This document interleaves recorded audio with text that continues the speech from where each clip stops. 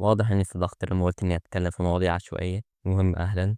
هو أنا إزاي وصلت لهنا؟ كل شيء بدأ من ديسمبر 2020 لما محمد إكس دي نزل فيديو عن جنشن إمباكت، ولما شفتها كنت مبهور. اللي هو وات إيه الجرافيكس الجميل ده، الجيم بلاي شكله غريب، قلت هجربها. أنا حتى فاكر أول تيم لعبت بيه اللي كان روزاريا، كيا، بينت، شانجلينج، وأظن ده كان سبب رئيسي إني ما مليتش من اللعبة. التيم كان فيه كل حاجة ممكن تحبك في جيم بلاي جنشن. خلينا تبدل بين الشخصيات بتستخدم كل قدراتهم بالترتيب الصح عشان تجيب أعلى دمج.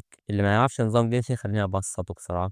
عندك 7 عناصر في تفاعلات بينهم على حسب انت بتحط ايه على الأداء، وده بيطلع حاجات كتيرة. مثلا ديندرو بلس هيدرو يديك بلوم اللي بيطلع بذرة على الأرض بتنفجر بعد شوية وممكن تعمل فيها حاجات تانية. عندك إلكترو زي بايرو يديك اوفرلود اللي يعمل انفجار كبير بيزق الأعداء، فده بيخليه أحسن ضد البوسز اللي ما بيتزقوش. المهم اني كنت مستمتع جدا باللعبة والاستكشاف فيها، بس في منتصف ارك ينزلوا بدأت اخد اللعبة بجدية اكتر، وده كان اسوأ قرار اتخذته. اني بقيت بفرم، لازم افتح اللعبة كل يوم وافرم الدومينز عشان اجيب ارتفاكتس، اعمل كوميشن عشان اجيب الشخصيات اللي انا عايزها. بس المشكلة اني بعد العذاب عشان اجيب الشخصية اللي انا عايزها ما كنت ببقى فرحان، كنت بحس ان العذاب هيتكرر تاني، لازم افرم لها عشان اجيب لها ارتفاكتس عشان اعرف العب بيها. وهنا زهقت من جنشن وسبتها لفترة طويلة، حتى ارك سوميرو كان على وشك يبدأ ورجعت للعبة عشان التفاعلات الجديدة. واللي حصل ان وانا شخصية من الجداد عجبتني فما كانش في ضغط عليا افرم، وانا استوعبت اني ما كانش المفروض اخدها بجدية اصلا. المفروض استمتع، المفروض الفلف في العالم واجرب حاجات جديدة، المفروض ابني شخصيات اني عايز العب بيهم مش لاني لازم ابنيهم. حتى بطلت اهتم بالسبايرال لابيس في الوقت ده. وارك سوميرو حتى لو اغلب الشخصيات ما كانوش عاجبني،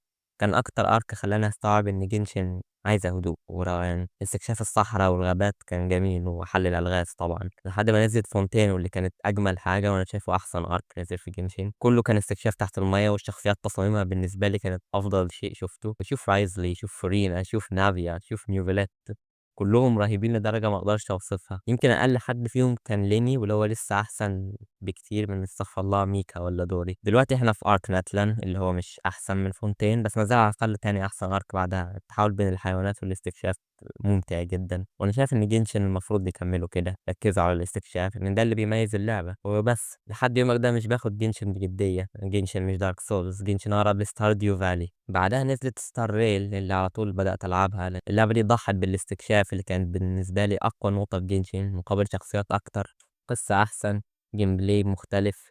لأن حرفيا اللعبة دي كل شخصية فيها عبارة عن طريقة لعب مختلفة. عايز أعرف مين المجنون اللي بيجيب لهم أفكار الشخصيات. في جينشين ممكن يكون عندك شخصيتين بيعملوا نفس الحاجة مع اختلاف بسيط جدا، زي مثلا آياتو ونيوبريت، واندرر وتشاسكا، وتاو ويوميا، أو حتى ايتو ونويل. دي حاجة من انتقاداتي لجنشن، كانت انتوا كده كده مش بتنزلوا شخصيات بكثافة عالية، يبقى ليه الشخصيات الموجودة متشابهة للدرجة دي؟ طبعا أنا مش غبي، أنا لاعب اللعبة، أنا عارف إن في فرق بين اللعب بينهم، ودي من أكتر الحاجات اللي بحترمها في ستاريل. كثافة شخصيات أعلى مع شخصيات نفسها جودتها عالية. ستاريل بحسها بتكمل جينشين من نواحي كتيرة، ولو ما عجبتكش دي مش شرط التانية مش هتعجبك، ممكن ستاريل تعجبك أكتر حتى من جينشين. وانا مش ندمان اني حاطط فيها وقت. مش هتكلم عن زينلس زون زيرو، بصراحة سمعت عنها كلام وحش. تريلر، وريني. Three, two, one, fire!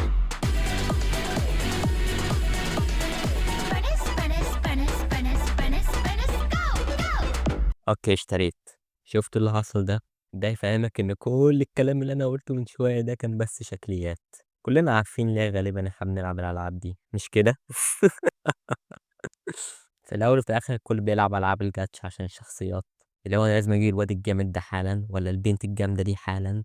انت بتتعامل مع ناس كده كده مش مهتمه بجوده اللعبه كلعبه، طالما في شخصيات عاجباهم بتنزل هيكملوا يلعبوا. وعشان كده لو قعدت تنتقد الالعاب دي سنه مستحيل تغير رأي حد فيهم. ممكن حد يقرر يلعب لعبة بس عشان في شخصية عجبته نزلت فيها. عشان كده بحب أسمي ألعاب الجاتشا ألعاب مضادة للنقد. سلام.